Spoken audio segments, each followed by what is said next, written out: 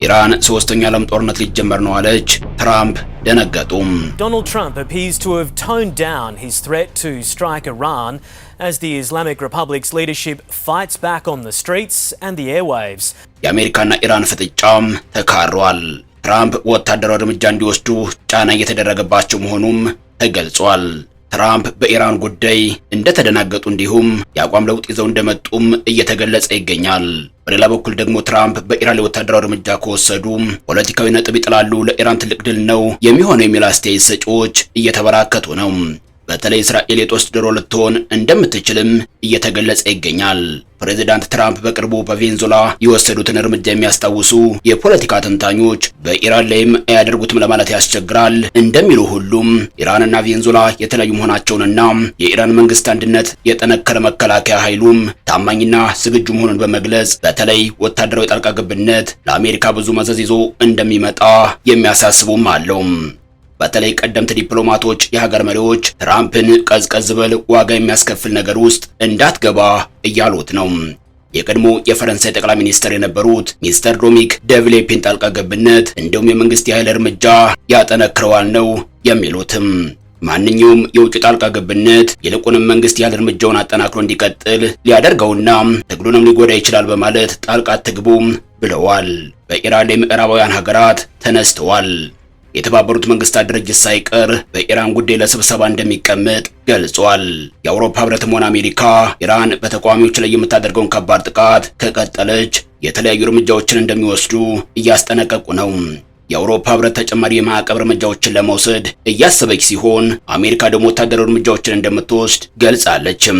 ነገር ግን አንዳንዶች አሜሪካ ጣልቃ እንዳትገባም እያስጠነቀቁ ነው። በሌላ በኩል ቻይና አሜሪካን በመቃወም ላይ ትገኛለችም።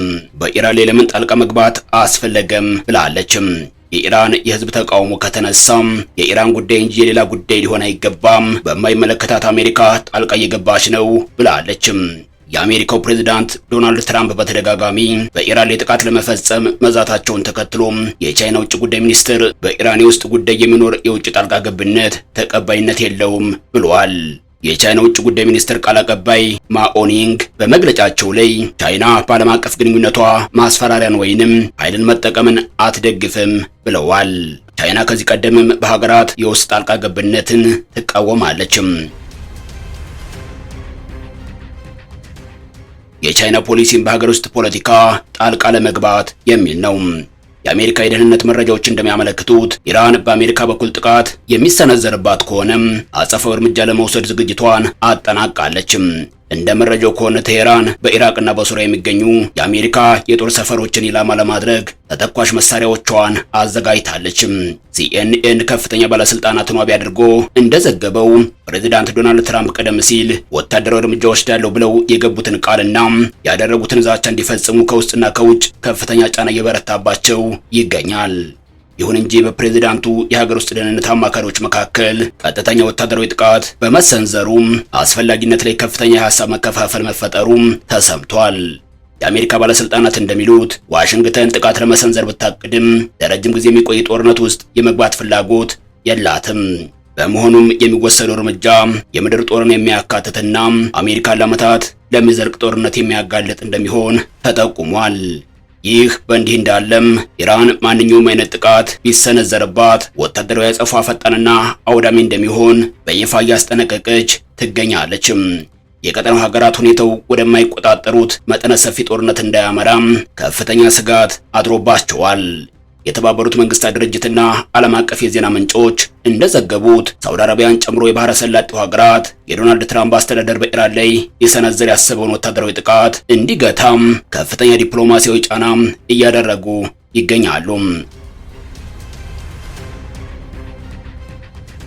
ሮያል ኒውስ የዎል ስትሪት ጆርናልን ዘገባ ዋቢ አድርጎ እንደዘገበው የሳውዲ አረቢያ፣ የኳታርና የኦማን ባለስልጣናት ዋሽንግተን በቴህራን ላይ የምትወስደውን ማንኛውም ወታደራዊ እርምጃ የዓለምን የነዳጅ ገበያ ሊያናጋ እንደሚችል አጥብቀው አስጠንቅቀዋል። ይህ መናጋት ደግሞ በመጨረሻ ራሷን አሜሪካንና የዓለምን ኢኮኖሚ ክፉኛ እንደሚጎዳ ባለስልጣናቱ ገልጸዋል። እንደዘገበው ከሆነ ሳውዲ አረቢያ በኢራን ላይ ለሚሰነዘር ማንኛውም ጥቃት የአየር ክልሏን እንደማታስፈቅድና በግጭቱም ውስጥ እንደማትሳተፍ በይፋ አስታውቃለችም። ሀገራቱ ያላቸው ስጋት ጥቃቱ ከተፈጸመ ኢራን ቁልፍ የሆነውንና ከፍተኛ የነዳጅ ዝውውር የሚካሄድባቸውን የሆርሙዝ የባህር ሰርጥ ልትዘጋ ትችላለች የሚል ሲሆን ይህም የነዳጅ ዋጋን ሰማይ በማድረስ ዓለምን ወደ ከፍተኛ ቀውስ ይከታታል የሚል ነው። በርካታ የአረብ ሀገራት በአሁኑ ሰዓት የአየር ክልላቸውን ለአሜሪካ ጥቃት ክፍት እንደማያደርጉ እየገለጹ ነው።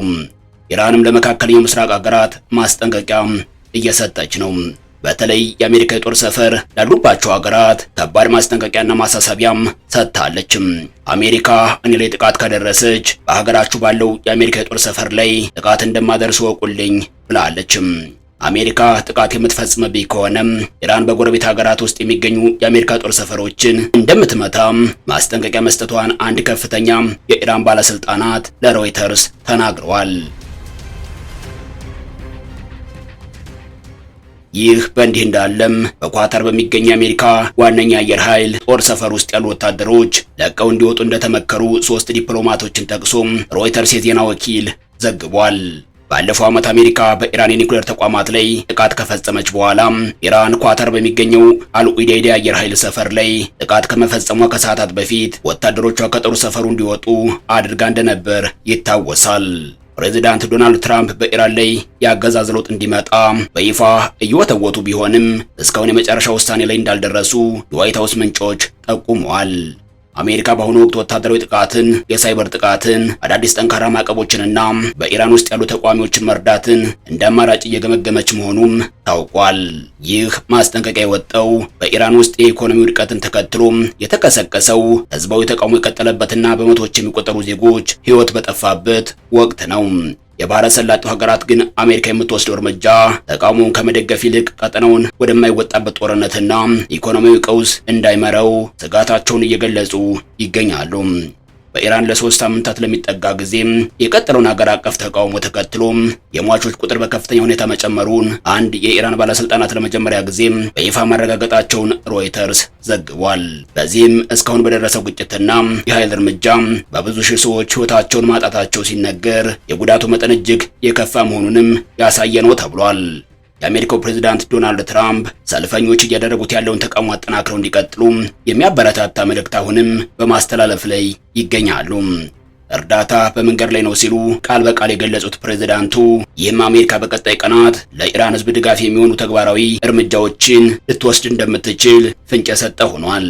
በተለያዩ ማዕቀቦች የተነሳ ኢኮኖሚ የተዳከመው ኢራን በፈረንጆች ታህሳስ 28 የመገበያያ ገንዘቧ ሪያል በመውደቅ አንድ የአሜሪካ ዶላር በ1.4 ቢሊዮን ሪያል መመንዘሩን ተከትሎም ተቃውሞ ተቀስቅሷል። ተቃውሞው በአንድ ሌሊት የዘይትና የሌሎች አስፈላጊ ምርቶች ዋጋ በእጥፍ መጨመሩም ሲቀሰቀስ በመጀመሪያ በሱቅ ባለቤቶች መነሳቱና ቀስ በቀስ ተማሪዎችን ጨምሮ ወደ ሌሎች የህብረተሰቡ አካላት ተስፋፍቷል። የሀገሪቱ የማዕከላዊ ባንክም የአንዳንድ አስመጪዎችን ዶላር በርካሽ ይሰጥበት የነበረውን አሰራር አስቀርቷል። የኢራን መንፈሳዊ መሪ አያቶላህ አሊ ሆሜኒ ተቃዋሚዎች የአሜሪካን ፕሬዝዳንት ለማስደሰት ነው ተቃውሞ የወጡት ብለው ተቃውሞውን አጣጥለውታል። ተቃዋሚዎች የኢራን እስላማዊ ሪፐብሊክ እንዲፈርስ መጠየቃቸውን ተከትሎም መንፈሳዊ መሪው እስላማዊ ሪፐብሊክ በደም የመጣ በመሆኑ ወደ ኋላም አይመለሱም ሲሉ ተደምጠዋል። በእስላማዊ ሪፐብሊኩ በ1979 ሲመሰረት የኢራን የመጨረሻው ሻህ ልጅ ልዑል ረዛ ፓህላቪ ተሰደው በአሜሪካ የሚገኙ ሲሆን ትራምፕ የኢራን ህዝብን ለመርዳት ጣልቃ ለመግባት እንዲዘጋጁም ጠይቀዋል። በኢራን ለመጀመሪያ ጊዜ ከባድ ተቃውሞ የተቀሰቀሰው በ2022 ሂጃብ በአግባቡ አልለበሰችም የተባለች ሴት ከተገደለች በኋላ ሲሆን በወቅቱ በተቃውሞው 550 ሰዎች ተገድለው ከ2000 የሚልቁ ሰዎች ታስረው ነበርም። ከ100 በላይ ከተሞች የተስፋፋው የአሁኑ ተቃውሞ መልከ ብዙ ሲሆን ብዙዎቹ ሀገራት የኢራን መንግስት በተቃዋሚዎች ላይ የወሰደውን እርምጃ አውግዟል። አሜሪካና እስራኤልን ጨምሮ በኢራን ተጻራሪ የሆኑ ሀገራትም በ1979 በአብዮት የመጣው የኢራን እስላማዊ ሪፐብሊክ በዚህ ተቃውሞ ይፈርሳል ብለው እየጠበቁ ይገኛሉ። ኢራን በበኩሏ እኔ ምንም አልሆንም እያለች ነው። በሰሞንኛው ጥቃት በኢራን የሟቾች ቁጥር 2571 የደረሰ ሲሆን መንግስት ተቃውሞ በሚያሰሙ ዜጎች ላይ የሚፈጽመው አፈናና እስር አሁንም ተባብሶ ቀጥሏል። በዚህም እስካሁን 18000 በላይ ዜጎች በጸጥታ ኃይሎች ታስረው መወሰዳቸውን የሰብአዊ መብት ተሟጋች ድርጅቶች አስታውቀዋል። ኢራን የገጠማት የኢኮኖሚ ግሽበት የኑሮ ውድነት ላይ ማስከተሉን ተከትሎም ዜጎች የአያቶላ ኮሚኒን አስተዳደር በመቃወም አደባባይ ወጥተዋል ተብሏል። በአሁኑ ወቅት አንድ የአሜሪካ ዶላር በ1.42 የኢራን ሪያል እየተመነዘረ ይገኛል። በኢራን የስርዓት ለውጥ እንዲመጣ የሚፈልጉት ፕሬዝዳንት ዶናልድ ትራምፕ ደግሞ አሜሪካ ለተቋሞች ድጋፍ ለማድረግ እያጤነችበት እንደሆነም ገልጸዋል። ትራምፕ ከዚህ ቀደም ኢራን ሰው መግደል ካላቆመች አሜሪካ ጣልቃ ትገባለች ማለታቸው ይታወሳል። የአሜሪካ መከላከያ ቢሮም በኢራን ላይ እርምጃ እንደሚወስድ ሰሞኑን ዝተዋል። ኢራን በበኩሏ አሜሪካ በውስጥ ጉዳያችን ከገባች ኢራን የአጸፋ እርምጃ የመውሰድ መብት አላት ብላም ነበርም። የኃይል እርምጃ ወስዳለሁ ስትልም ገልጻ ነበርም። ፔንታጎን ደግሞ በኢራን መሞት የሌለባቸው ንጹሃን ያለ አግባብ እየተገደሉ ነው፣ ዝምታ መስፈር ያስፈልጋል በማለት ሰሞኑን ገልጾ ነበርም። የትራምፕ መለሳለስ ኢራን ሰው እየገደለች አይደለም፣ ኢራን የአየር ክልሏን ዘግታ ነበርም፣ ሶስተኛ ዓለም ጦርነት ይቀሰቀሳል በማለትም ራሷን ለጦርነት አዘጋጅታ ነበርም። ታዋቂ አየር መንገዶችም ወደ ኢራንም ሆነ ወደ እስራኤል በረራ አቁመው ነበርም። ጦርነቱ 24 ሰዓት ቀረው፣ 72 ሰዓት ቀረው የሚል ዘገባም እየተዘገበ ነበርም። ትራምፕ ደግሞ ለስለስ ብለው መጥተዋል። ትራምፕ ግን አይታመኑም። ኢራንን ከዚህ በፊት በአየር የደበደቧት የተለሳለሰ መግለጫ ካወጡና ኢራንን አንምታት ካሉ በኋላ ነበርም። አሁንም ትራምፕ አለሳልሰው አዘናግተው ሊመቷት ይሆን እያስባለ ነው። ኢራን የዘጋችውን የአየር ክልሏን ክፍት አደርጋለችም። ትራምፕም ለስለስ ብለው መጥተዋል። ኢራን ሰው አገልም እያሉ ነው። የአሜሪካ ፕሬዝዳንት ዶናልድ ትራምፕ ኢራን ተጨማሪ ተቃዋሚዎችን የመግደል እቅድ የላትም ቢሉም ኢራን በመንግስት ተቃዋሚ ሰልፈኞች ላይ የወሰደችውን እርምጃ ተከትሎም አሜሪካ ለመውሰድ የዛተችው እርምጃ ስለመቅረቱ ግን አልገለጹም።